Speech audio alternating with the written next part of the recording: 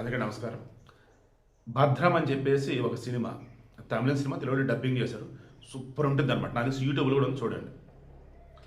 అసలు ఇన్సూరెన్స్ చేయించేటప్పుడు ఏమి ఆలోచించి ఇన్సూరెన్స్ చేయిస్తారన్నప్పుడు అనుకోకుండా జరగదేమని జరిగితే వాళ్ళ మీద ఆధారపడ్డటువంటి వాళ్ళకి ఇబ్బంది లేకుండా డబ్బు అనేది అందాలన్నట్టు. అయితే కొంతమంది రీసెంట్ టైమ్స్లో ఎవరినైతే చంపినా కానీ ఎవరికి ఇబ్బంది ఉండదు, బట్ వాడిని చంపితే డబ్బు మనకు వచ్చింది అనుకున్నారు, అలా చేస్తున్నారు. ఈ 'భద్రం' సినిమాకు ముందు కానీ తర్వాత కానీ ఇటువంటి చాలా కేసులు వచ్చినాయి. క్యాట్స్ ఎస్పీ ఛానల్లో నేనే వీడియోలు ఇచ్చాను. ఇలా చెప్పుకుంటూ వెళ్ళినట్టయితే ఇప్పుడు కరీంనగర్ జిల్లా రామడుగు మామిడి నర్సయ్య, ఆయనకి 2 కొడుకులు, వెంకటేష్, నరేష్. వెంకటేష్ వచ్చేసి కొంచెం మెంటల్లీ నాట్ స్టేబుల్, సో మానసికంగా కొంచెం ఇబ్బందిగా ఉంటాడు. దెన్ నరేష్, ఇతను వచ్చేసి టిప్పర్లోని రకరకాల వ్యాపారాలు, బిజినెస్లు చేస్తూనే ఉంటాడు. ఇది రీసెంట్ టైమ్స్లో దాదాపు ఇంకా అప్పులు గట్టిగాని 1.5 కోటి పైగా అప్పులేని ఇక బాగా ఆలోచించాడు. సేమ్ ఇక 'భద్రం' మూవీ కాన్సెప్ట్. ఆ మనిషికి పెళ్లి కలదన్నప్పుడు తన అన్న, తమ్ముడు, అక్క, చెల్లి, అమ్మ, నాన్న ఎవరైనా నామినీగా పెట్టవచ్చు. ఇక వాళ్ళ అన్న పేర ఇతను రకరకాల బ్యాంకులలో ఇన్సూరెన్స్లు చేయించాడు. యాక్సిస్ బ్యాంకులో 20 లక్షలు బంగారం కూడా తాకట్టు పెట్టాడు. వన్స్ ఆ మనిషిని చనిపోయినట్టయితే ఆ బంగారాన్ని తాకట్టు పెట్టినప్పుడు మళ్ళీ ఇన్సూరెన్స్ ఉండేది. ఇతను చనిపోయినప్పుడు ఆటోమేటిక్గా ఇంక ఇన్సూరెన్స్ కట్టాల్సిన అవసరం లేదు. నామినీగా ఎవరైతున్నారో వాళ్ళ మొత్తానికి డబ్బులు వచ్చేస్తాయి, ఆ బంగారం తీసేసుకోవచ్చు. తర్వాత అప్రాక్సిమేట్లీ 4,40,00,000 ఇన్సూరెన్స్ చేయించాడు డిఫరెంట్ బ్యాంక్స్లో.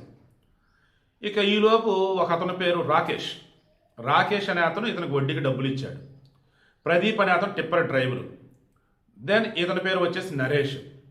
కమింగ్ టు ప్లాన్, ఇక నరేష్కి ఈ రాకేష్ వచ్చేసి డబ్బులు ఎవరా బాబా అన్నాడు. నీకు డబ్బులు ఇస్తా, 7 లక్షలు కాదు, ఇంకొక 6 లక్షలు కలిపేసి మొత్తం 13 లక్షలు నీకు ఇస్తా, ఓకే, నాకు ఇంకో మనిషిని చూడాలి, ఎందుకు మనం చంపేద్దాం, ఓకే, ఇన్సూరెన్స్ డబ్బులు వస్తాయి, ఆ రాగానే నీకు అనుకున్న దానికన్నా డబ్బులు ఇస్తా అంటే మధ్యలో ఉన్నాడు, వాడికి కొంత డబ్బులు ఇస్తా అన్నాడు. ఓకే, ప్లాన్ ఏంటి అన్నాడు. ఏం లేదు, రాత్రిపూట 100 మట్టిలోడు పట్టుకురండి టిప్పర్తో. సో టిప్పర్ ప్రాబ్లం ఉందని చెప్పేసి నేను చెప్తాను, ఆపండి. ఈలోపు మా అన్నని మాలుడు సాయికి ఇచ్చి పంపిస్తా. మాలుడు పక్కన ఉంటాడు. ఈలోపు జాకీలు లేపాలని చెప్పేసి మా అన్నని లారీ కిందకి పంపండి, వాడు వెళ్తాడు.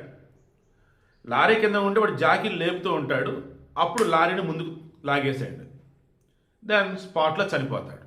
ఇది ప్రమాదం, ఇన్సూరెన్స్ క్లెయిమ్ చేసుకుందాం అని చెప్పేసి అన్నాడు. పక్క అదే ప్లాన్. ఇక మొన్న ఏం చేశారు, నైటు టిప్పర్ పలానా చోట ఆగిందిరా, నువ్వు మామయ్యని తీసుకుని వెళ్ళరా అని చెప్పేసి అల్లుడి సాయికి చెప్పాడు.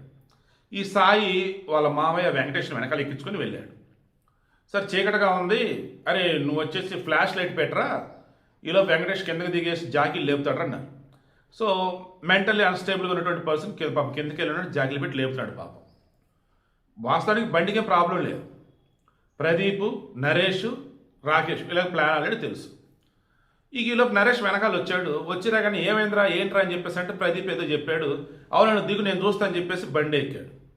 బండి ఎక్కగానే నరేష్ ఏం చేశాడు, అల్లుడి సాయి కెమెరా లైట్ పెట్టేసి వెంకటేష్ చూపిస్తున్నాడు ఆ జాకీలు లేపేదానికి సంబంధించి. వెంకటేష్ టిప్పర్ కింద ఉండి ఆ టైర్లు ఇవన్నీ సెట్ చేస్తున్నాడు. ఇక ప్లాన్ ప్రకారం నరేష్ ఏం చేశాడు, టిప్పర్కి పని చేసిన ఏదో చెక్ చేస్తానని చెప్పేసి ఫోన్ ఇచ్చేశాడు. స్పాట్లో పాప వెంకటేష్ చనిపోయాడు. అయ్యయ్యో ఏంటి ఇలా జరిగింది అని చెప్పేసి ఏడటం మొదలెట్టాడు. బట్ ఇదంతా చూసిన సాయికి డౌట్ వచ్చింది. వెళ్ళి పోసగుచ్చినట్లుగా తాతయ్య నర్సయ్యకి చెప్పాడు. ఇక నర్సయ్యకి అనిపించింది ఆల్రెడీ పెద్ద కొడుకు మతి స్థిమితం లేదు, రెండోవాడ అప్పులు పాలయ్యాడు, వ్యాపారాలు చేసేసి, అటువంటి మతి స్థిమితమైన అమాయకుడు ఇంత ఘోరంగా చంపాడు వీడు బతికొండొద్దు ఇంకా అని చెప్పేసి పోలీసు కేసు పెట్టారు. ఆ పోలీసు కేసు పెట్టడానికి ముందు ఏమైంది, ఇన్సూరెన్స్ వాళ్ళకి సంబంధించి కూడా ఆల్రెడీ క్లెయిమ్ చేద్దాం అన్నట్టుగా అనుకున్నారు. ఆల్రెడీ చెప్పాడు కరెక్ట్లో మేనేజ్ చేశారు, ఓకే, బట్ ఇన్సూరెన్స్ వాళ్ళకి సంబంధించేసి డౌట్ వచ్చేసింది, క్లెయిమ్ చేస్తాము అనుకున్న మూమెంట్లో. మరలా చెప్తున్నాను, ఇన్సిడెంట్ జరగగానే అల్లుడు వెళ్ళి వాళ్ళ తాతకు చెప్పాడు, బట్ నరేష్ మేనేజ్ చేశాడు. తండ్రి కదా నర్సయ్య సరే చూస్తూ ఉన్నాడు. ఈలోపు ఇన్సూరెన్స్ క్లెయిమ్ చేశాడు నరేష్. అప్పుడు ఇన్సూరెన్స్ కంపెనీ వాళ్ళకి అసలు ఏంటనే ఎంక్వైరీ చేస్తున్నప్పుడు అప్పుడు అసలు విషయం నర్సయ్యకి అర్థమైపోయింది. ఇన్సూరెన్స్ కట్టేసి వాడిని చంపేసి ఇదంతా చేశాడు వీడియో అని. ఇన్సూరెన్స్ కూడా డౌట్ వచ్చేసింది. అరే మొన్న కట్టాడు ఈ ప్రీమియంలన్నీ, ఇప్పటికిప్పుడు క్లెయిమ్ అంటే ఇంత భారీ మొత్తం అంటే ఎలాగా, ఏదో తేడా కొడుతుందని చెప్పేసి అన్నారు. ఇక వాళ్ళు నర్సయ్య అంతా కలగలిపి కంప్లైంట్ ఇచ్చారు పోలీసులకి. విచారణ చేస్తున్న మూమెంట్లో నరేష్, రాకేష్ అండ్ ప్రదీప్ వీళ్ళంతా కలగలిపి పాపం అమాయకుడైన వెంకటేష్ని చంపేశారు. లైవ్లో చూసింది పాపం సాయి పిల్లాడు. అరే ఎన్నిసార్లు, ఎన్ని వీడియోలు, ఎన్ని స్టోరీలు, ఎన్ని సినిమాలు ఈ రకంగా వచ్చి ఉంటాయి. ఆయన సరే మరలా ఎలారా చేస్తారు? అసలు దొరకకుండా ఉంటాడు, అసలు ఎలారా అనుకుంటారు?